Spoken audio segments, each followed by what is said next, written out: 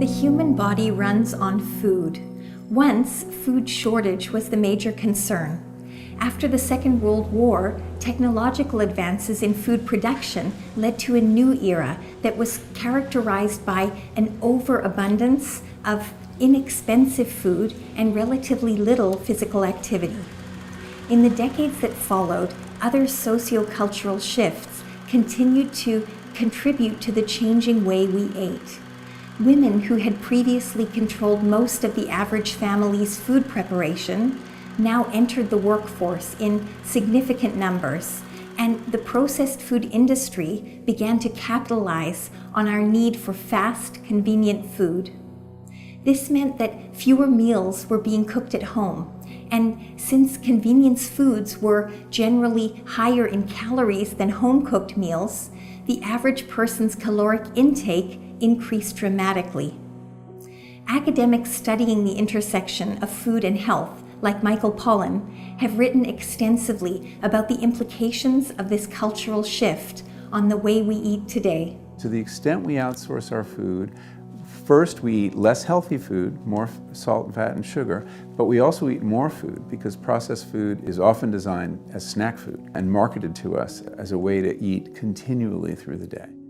The changes in the way we as a society ate led to the emergence of obesity as a recognized chronic disease with well-defined health consequences.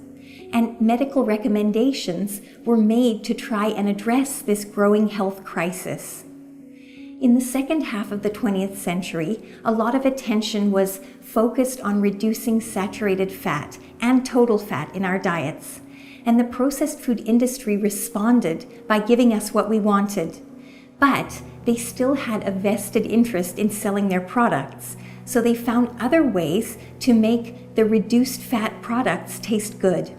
One way they did this was by adding significantly more sugar and other forms of sugar like corn syrup to almost everything we ate. This not only made the reduced fat foods more appealing, but it also increased their shelf life. So the food industry had a huge incentive to add corn syrup and other sweeteners to packaged foods. The resulting increase in our intake of simple sugars fueled our modern epidemics of obesity and diabetes. These shifts in our food consumption patterns have led us to a point in history where a physiological adaptation, our ability to store energy as fat, has become maladaptive.